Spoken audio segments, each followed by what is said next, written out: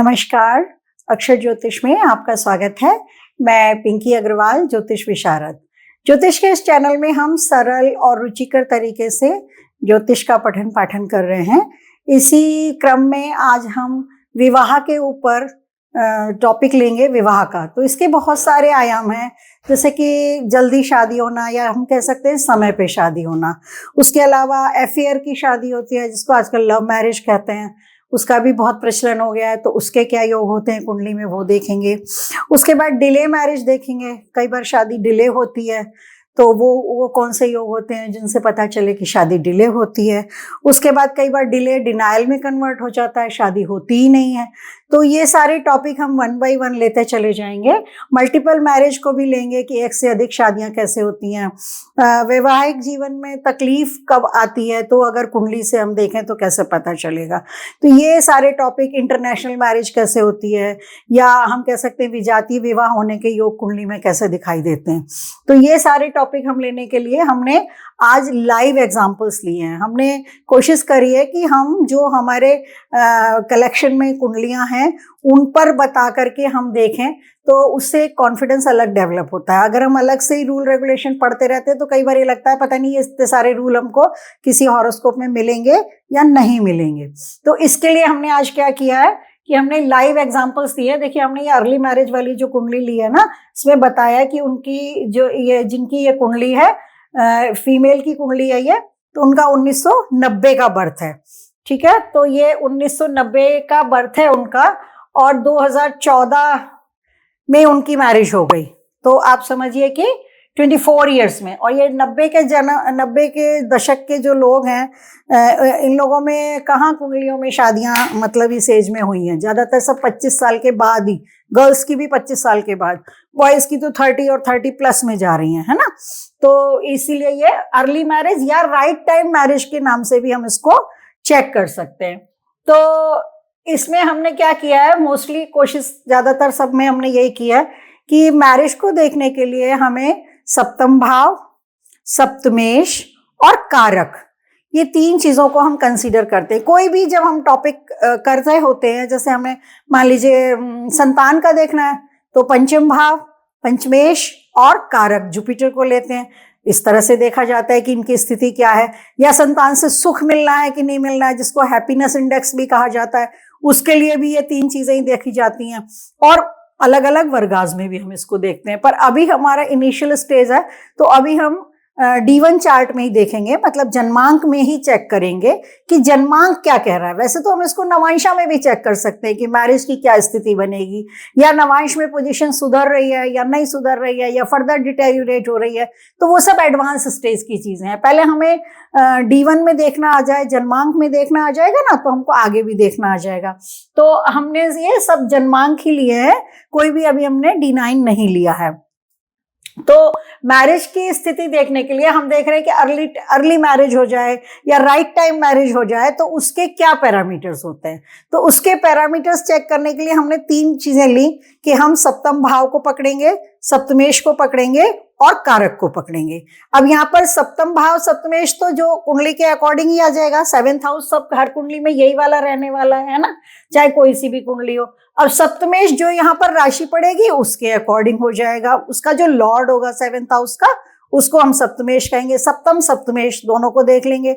ठीक है, अब बात आती है कारक की। अगर फीमेल कुंडली है तो पति का कारक बनकर के जुपिटर को देखा जाएगा। यद्यपि हम विवाह के लिए शुक्र को भी देखते हैं, क्योंकि शुक्र मतलब शुक्र भोग का प्लैनेट है, और शुक्र मतलब शुक्राणु से भी इसका रिलेशन है, मैरिटल लाइफ से रिलेशन है, सेक्स से रिलेशन है। पर पुरुषों की कुंडली में कारक के तौर पे शुक्र को लेते हैं, परंतु स्त्रियों की कुंडली में कारक के तौर पे गुरु को लिया जाता है। और कुछ विद्वान जो है गुरु के साथ साथ मंगल को भी देखते हैं, क्योंकि Mangal is also another male planet of the kundli. ठीक है, तो ये चीज आ गई। तो अब अर्ली मैरिज के क्या योग होंगे कि हमारा 7th हाउस अनएफ्लिक्टेड हो। अनएफ्लिक्टेड का मतलब क्या होगा कि सप्तम भाव के ऊपर कोई नेगेटिव इफेक्ट या कोई नेगेटिव प्रभाव या किसी भी क्रूर ग्रह का प्रभाव नहीं होना चाहिए। अब यहां पर अगर हमारा मालिक ही क्रूर बन जाए और वो देखे, तो वो पॉजिटिव होगा। ठीक है। ऐसा नहीं है कि जैसे अब हमारी इस कुंडली की ही हम बात करें तो वृष लगन की कुंडली है हमारी, ठीक है, और इसमें सप्तमेश हमारा मंगल बन गया, तो भावेश अपने भाव में हो, भावेश अपने भाव को देख रहा हो, ठीक है, तो वहां से हमें उस भाव के फल पूरे मिलते हैं। देखिए भाव जो होता है ना वो एक माँ की तरह होता है, यानी कि भाव ये चाहता है कि हम इसके पूरे फल दें। कोई भी कहीं पे भी भाव भावेश कारक को अगर हम उसको समझने की कोशिश करें कि कैसे कैसे फल देगा, तो सबसे पहले हम भाव को लेते हैं। तो जो भाव होता है ना वो माँ की तरह होता है। जैसे माँ की संतान कैसी भी हो, पर माँ हमेशा अपने संतान को शुभता देना चाहती है, उसके पालन पोषण में हर संभव पूरी कोशिश करती है, और हमेशा माँ का ये भाव रहता है कि भाई मेरे संतान को कोई कष्ट ना हो, मेरे संतान को हर चीज मिले, उसकी शुभता के लिए सोचती है, ठीक है। तो जो भाव होता है वो इसी तरह से होता है, यानी कि वो तो पूरे फल देना ही चाहता है अनटिल अनलेस वो पीड़ित ना हो। यदि भाव पीड़ित होता है तो फिर हमें काफी तकलीफों का से मतलब गुजरना पड़ता है, क्योंकि भाव ही जब ज्यादा पीड़ित हो गया, वो माई दुखी हो गई है, समझ लो इस तरीके से, ठीक है। और जो भावेश होता है उसको हम पिता से कंपेयर कर सकते हैं कि देखिए पिता का क्या होता है, पिता भी प्यार करते हैं अपने बच्चों को, सब कुछ करते हैं, लेकिन पिता क्या करते हैं, जो आज्ञाकारी होगा, जो कहना मानेगा, जो मेहनती होगा, उस बच्चे पे पिता का रुझान ज्यादा रहता है। पिता डिसिप्लिन भी ज्यादा करते हैं, अनुशासन करते हैं। अगर बच्चे बदमाशी करते हैं, शरारतें करते हैं, कहना नहीं मानते हैं या जरूरत से ज्यादा गलत व्यवहार कर रहे होते हैं, तो पिता फिर अनुशासित करते हैं, वो दंडित भी करते हैं, और दंडित करना अनिवार्य भी है उनका, ठीक है। और कारक जो होता है वो गुरुजनों की तरह होता है। जैसे गुरुजन पॉलिश करते हैं, हाँ, हम जब अपने बच्चों को विद्यालय भेजते हैं या हम खुद जब विद्यालय जाते थे तो हम लोग घर से 50 चीजें सीख कर जाते थे, और फिर वो रेक्टिफाई करी जाती थी गुरुजनों के द्वारा कि भाई नहीं ये ठीक है, ये सही नहीं है, आप ऐसे नहीं करो, वैसे करो। या स्कूल में और भी बहुत सारी चीजें होती थी कि यूनिफॉर्म पहन के आना है, नियम से आना है, नियम से पढ़ना है, लेसन पूरे याद करने। मतलब गुरुजन क्या करते हैं, उसमें हमारे इजाफा करते हैं, है ना, और इजाफा करते हैं, मतलब हमारे जो हमारी पर्सनालिटी को निखारने का काम करते हैं, वो भी हमें शुभता देना चाहते हैं। गुरुजनों की अगर कृपा न हो तो हम लोग आगे कैसे बढ़ेंगे, ठीक है। तो मतलब कहने का मतलब यह कि भाव जो है उसको हम माँ के समान ले सकते हैं। यदि भाव सुच्चा है तो हमें पूरे फल वो देना चाहता है, ठीक है। और भावेश जो है, जो भी कोई किसी भी कुंडली में जहां भी हम एनालिसिस करेंगे तो भावेश को हम ऐसा लेंगे कि भावेश भी कितना मतलब स्वच्छ है कह सकते हैं, या ये कह सकते हैं कि स्वस्थ है या एग्जाल्टेड है, तो वो अपने पूरे फल देगा। और कारक अगर अच्छा है तो फिर तो बल्ले बल्ले हो गई। तो अब इस कुंडली में यही हमें तीनों पैरामीटर लगाने होंगे कि भाव कैसा है, भावेश कैसा है और कारक कैसा है। तो इस हॉरोस्कोप में अगर आप देखिए, ये 1990 बॉर्न है, लेडी की कुंडली है, लड़की की कुंडली है ये। तो इनका 7th हाउस का लॉर्ड मंगल यद्यपि 12वें घर में गया है, देखा जाए तो अपने से 1 2 3 4 5 छठे घर में गया, लेकिन बहुत अच्छी बात यह है कि ये अपनी खुद की राशि में गया हुआ है। पहली तो बात यह है, यानी कि यहां पर ये स्वस्थ हो गया मंगल, ठीक है, अपनी राशि के अंदर चला गया। अच्छा, दूसरी बात क्या है कि मंगल को जैसे यहाँ पर दिग्बल मिलता है, तो इन 3 हाउसेस में भी यहाँ पर मान लीजिए 100% मिलता है, 80%, तो यहाँ पर भी 60% तक दिग्बल मिल गया, तो यहाँ से भी मंगल बली हो गया, अपनी मूल त्रिकोण राशि में चला गया, तो भावेश हमारा पावरफुल हो गया यहाँ पर, ठीक है। और एक अच्छी बात क्या है कि भावेश की भाव पर दृष्टि आ रही है, 8वीं दृष्टि आ रही है मंगल की। मंगल जब भी मेष राशि में होता है ना, तो अपनी अष्टम दृष्टि से अपनी ही दूसरी राशि को देखता है। देखिए 1 2 3 4 5 6 7 8, यानी कि अब देखिए भाव में कितनी अच्छी बात आ गई कि एक तो भाव पे कोई देखें तो हम नेगेटिव इफेक्ट अगर केतु की दृष्टि लगाएं तो जरूर आ जाएगी, वरना नहीं आएगी। केतु की दृष्टि और राहु की दृष्टि बीमारी वगैरह में लगानी चाहिए, वैसे तो नहीं लगाई जाती है। केतु को तो वैसे भी ब्लाइंड प्लेनेट कहते हैं, तो नहीं लगाते।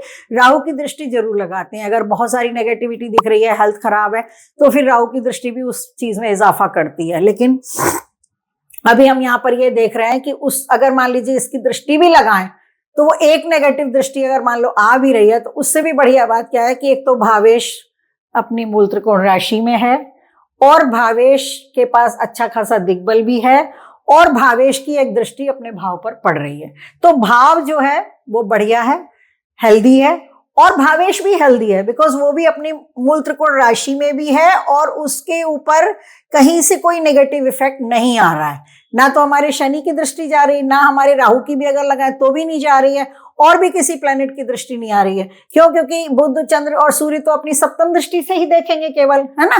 गुरु की देखनी चाहिए तो गुरु की नवम एस्पेक्ट यहाँ आ जाएगी, वो अपने भाव को देखेगा, यहाँ नहीं देखेगा, ठीक है। तो अब ये बात आई कि भाव is okay, good, healthy, and Bhavesh is also good, healthy. अब आ जाइए आप कारक पे। अब कारक देखिए, कारक गुरु भी, कारक गुरु को यहां दिग्बल मिलता है अगर, तो यहां पर इसको भी कम से कम 60% दिग्बल तो मिल ही गया भाई। यहां से यहां 50% मिलेगा और यहां 0 मिलेगा, ठीक है ना, क्योंकि इधर से नीचे यहां दोनों जगह, इन दोनों हाउसेस में, 4th में भी और 10th में भी अगर जुपिटर जाएगा तो उसको 50% दिग्बल मिलेगा। फिर अपनी एग्जाल्टेड राशि में है, कर्क राशि के अंदर है, फिर अपने डिस्पोजिटर के भी साथ है, अच्छी बात है। खराब बात यह है कि ये सूर्य से पीड़ित है और राहु केतु एक्सेस पे है, ठीक है, थोड़ी उसमें कमी भी है। लेकिन अच्छी बात यह है कि इस कारक की दृष्टि भी हमारे सप्तम भाव पर आ रही है, ठीक है। और ये जो कारक भी बना हुआ है ये हमारा लाभेश भी है, 11th हाउस भी का भी मालिक है ना ये यहाँ पर इस कुंडली में। तो ये सारी चीजों ने मिल करके, यानी कि भावेश ने अपने भाव को देखा, भाव पे कोई नेगेटिव इफेक्ट नहीं है, कुल जमा में एक ही है, वो भी हल्का ही माना जाएगा, ठीक है। क्योंकि वैसे भी कुजवत केतु होता है, अगर मान लीजिए केतु के एस्पेक्ट माने भी तो कुजवत केतु होता है, केतु की तरह ही, केतु मंगल की तरह ही बिहेव करता है।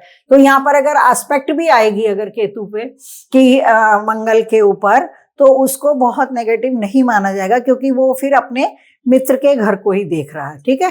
तो अब इसमें बात ये हो गई कि भाव भी हेल्दी था और भावेश हेल्दी है, भावेश ने अपने भाव को भी देख लिया, इवन कारक ने भी अपने भाव को देखा, तो सही समय पर, यानी कि अर्ली मैरिज ही कहा जाएगा आज के युग में, कि भाई 24 साल की एज में इनकी शादी यहाँ पर हो गई।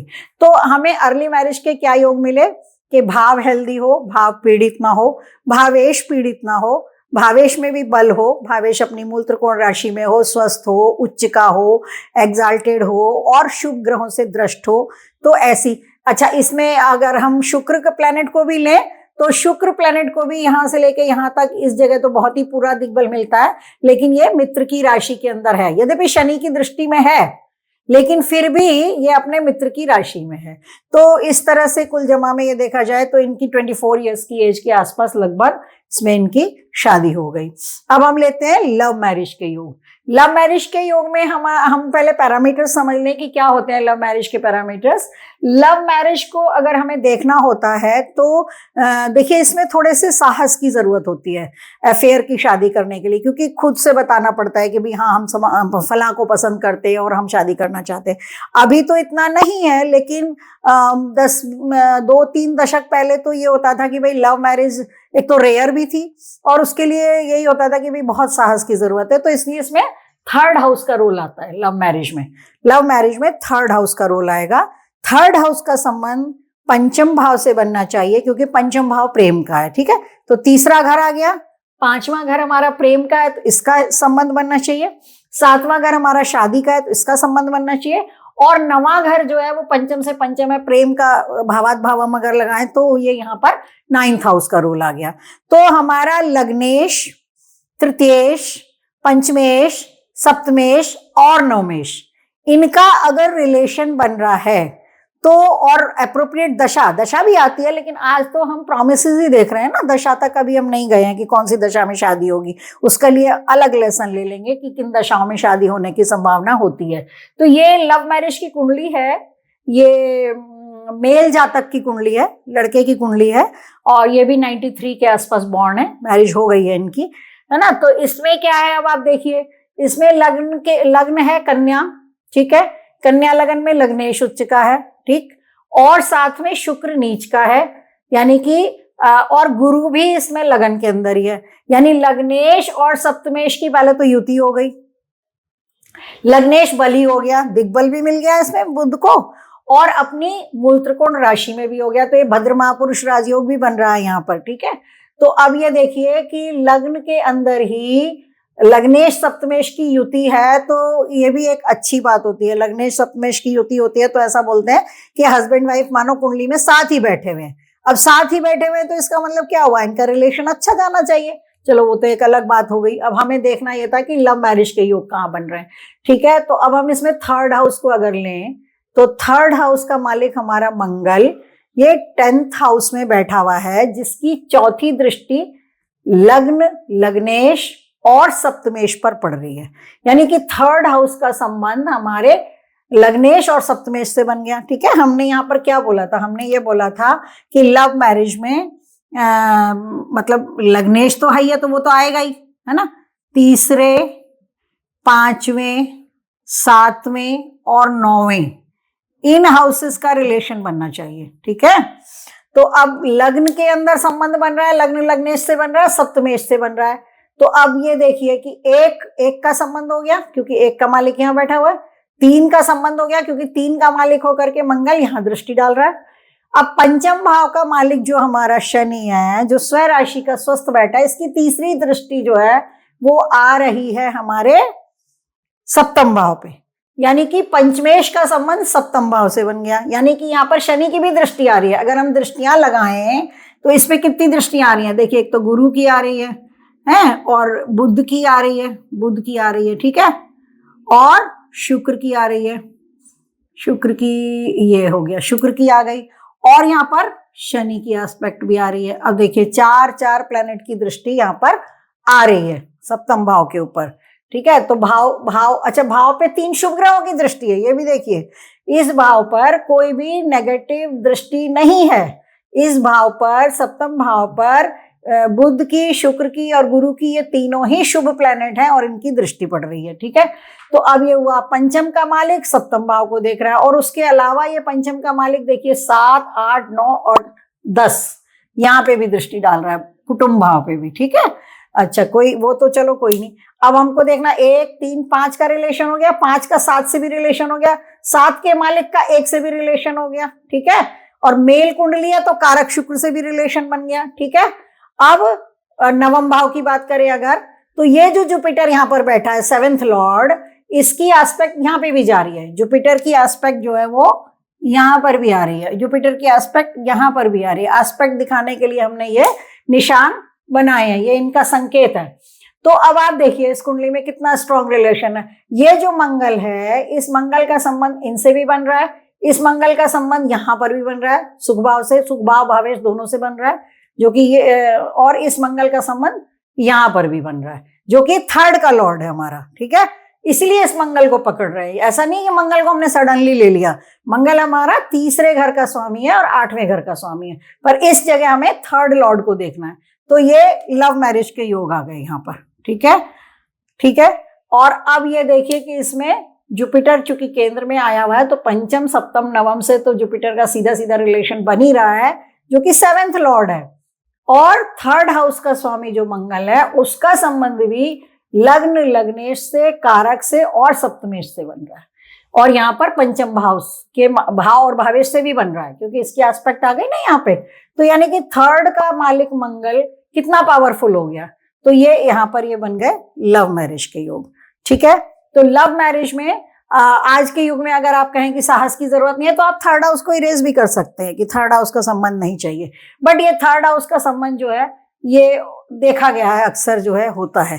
5, 7, 9 तो है ही, 1, 5, 7, 9 तो है ही, 1, 5, 7, 9 तो है ही लव मैरिज के लिए। लेकिन थर्ड हाउस का रिलेशन जो है वो उनको एडमेंट बनाता है कि भाई हम साहस करेंगे और हम जरूर से ही ये काम करेंगे। तो ये हो गया लव मैरिज के योग हो गए। अब इसमें वही है, इसको बहुत अच्छी तरह घुमा फिरा के देखना पड़ता है। इसमें तो जुपिटर था तो बहुत आसानी से हमें दिखाई दे गया, लेकिन बिना मार्स के वो भी फेल ही दिख रहा था। मार्स आया तो पता चला कि ये यहाँ पर बहुत ही स्ट्रॉन्ग लव मैरिज का योग बन रहा है। और ये लाइव कुंडली है ना, ये लाइव कुंडली है, ऐसी कुंडली है मतलब। इसी तरीके से अब ये लेट मैरिज का देखेंगे। तो अब देखिए लव मैरिज में हमने ये देखा कि भाई ये इन हाउसेस का रिलेशन आना चाहिए, इनके लॉर्ड्स का रिलेशन आना चाहिए। अब जो डिले मैरिज होती है या लेट मैरिज होती है, उसमें क्या होता है कि सप्तम भाव कहीं पीड़ित होगा, सैटर्न से बहुत रिलेशन होता है, सैटर्न जो है वो डिले कराता है, ठीक है। सप्तम भाव पीड़ित हो सकता है, भावेश पीड़ित हो सकता है, जैसे भावेश 6, 8, 12 में चला गया तो भी पीड़ित ही मानते हैं। अपने शत्रु की राशि में चला जाए, सम राशि में चला जाए तो उतना पावरफुल नहीं माना जाएगा। ये दूसरी बात ये होती है इसमें कि अष्टम भाव का जो मालिक होता है उसका संबंध जब सप्तम भाव भावेश से बनता है तो वो भी डिले कराता है कुंडली में, ये भी एक पॉइंट होता है। हालांकि ये जो 8th हाउस होता है ना, ये ससुराल का भी होता है, क्योंकि ये जातक का कुटुंब ये है ना, जातक है, जातक का कुटुंब धन कुटुंब वाणी 2nd हाउस, और यहाँ ये हमारा स्पाउस है तो स्पाउस का धन कुटुंब वाणी है हमारा 2nd। तो ये ऐसे तो ये ससुराल का घर होता है, लेकिन जब भी ये देखने में आया क्योंकि ये कुंडली का अष्टम भाव है, तो कुंडली का अष्टम भाव क्या देता है, विघ्न बाधा देगा, ऑब्स्टिकल देगा। तो अष्टमेश का संबंध जब भी सप्तम भाव या भावेश से बनता है तो वो भी कुंडली में डिले कराता है। तो अब देखिए 1986 बॉर्न लड़के की कुंडली है, ये बॉय की कुंडली है ना। तो 1986 की बॉर्न है और इनकी जाकर के शादी कोरोना काल में 2021 में हुई। मतलब आप सोच लो 20-21 साल तो इधर हो गए और 14 साल उधर हो गए, 34 की एज में जाके इनकी शादी हुई है, 34 प्लस ही था, है ना। तो अब इसमें देखा जाए कि डिले क्यों हुआ, तो अब आप देखिए जैसे ये लग्न है, ठीक है, तो लग्न का मालिक तो अपने से दशम चला गया, अपने मित्र की राशि में चला गया और कारक शुक्र के साथ आ गया, वहां तक तो ठीक था।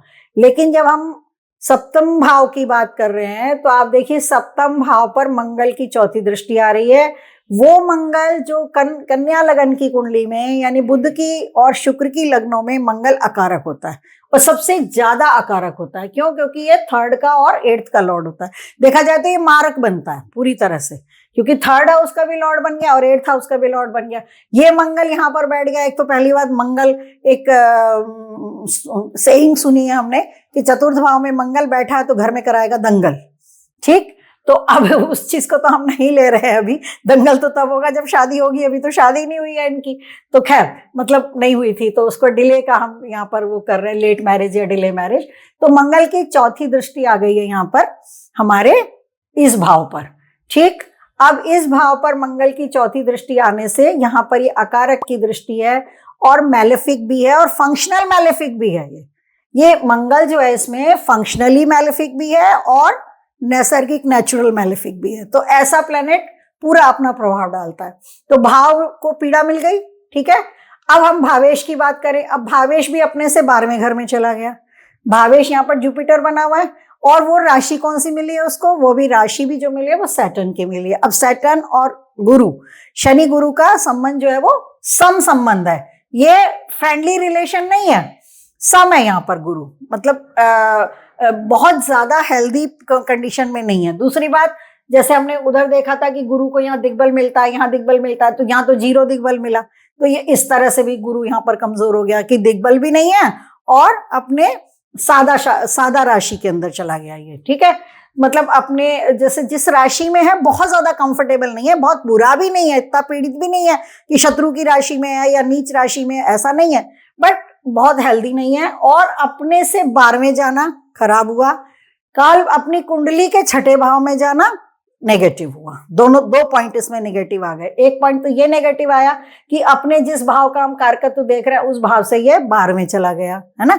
अच्छा, दूसरा का ये जो हमारी हॉरोस्कोप है उसका ये 6ठा भाव है, तो 6ठा भाव रोग ऋण रिपु, तो मतलब वहां से भी गड़बड़ हो गई। कोई अब ऋण क्या कह सकते हो सकता है कोई पूर्वजन्म का ऋण हो इनका इस तरीके से, ठीक है। तो अब इसको कुंडली को आप ये भी देखो कि ये जो 7th हाउस है ना हमारा, ये मिश्रित कर्तरी में भी फंसा हुआ है। इधर राहु बैठा हुआ है, इधर जुपिटर है, चलो ये यहाँ का मालिक है तो कोई बात नहीं, पर राहु तो है ना यहाँ पे अगले भाव में, ठीक है। तो ये थोड़ा सा मिश्रित कर्तरी के अंदर राहु है और मंगल की दृष्टि मिश्रित कर्तरी के अंदर ये हमारा 7th भाव है, सॉरी। अच्छा, अब उसके अलावा आप देखिए कि भाव पीड़ित हुआ मंगल से, भावेश हमारा पीछे चला गया, पर और कारक शुक्र जो है उसके ऊपर भी मंगल की एस्पेक्ट है।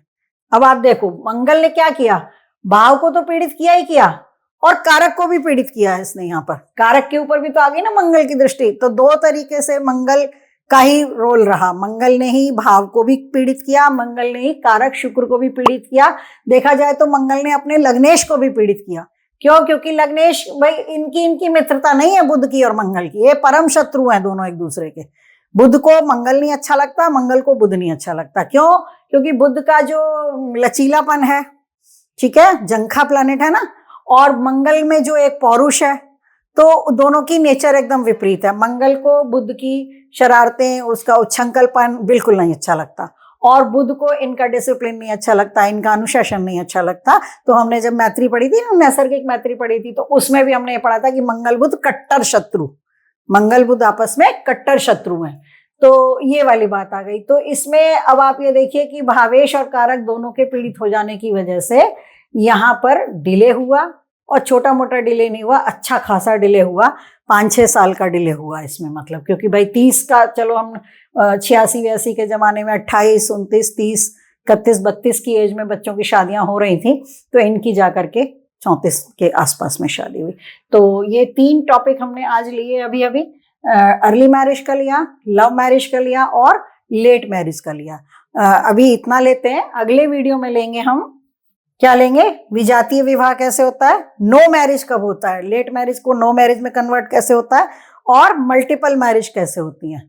तो अभी के लिए इतना ही रखते हैं। अगर आपको कंटेंट अच्छा लगता है तो इसे लाइक करिए, शेयर करिए, सब्सक्राइब करिए, अपने फ्रेंड्स के साथ बताइए, और अपनी कुंडलियों में चेक करिए आप लोगों के लव मैरिज हुए तो क्यों हुए, कैसे हुए, या अगर अर्ली मैरिज हुई है तो कैसे हो रही है, क्यों हुई, कैसे बना संजोग।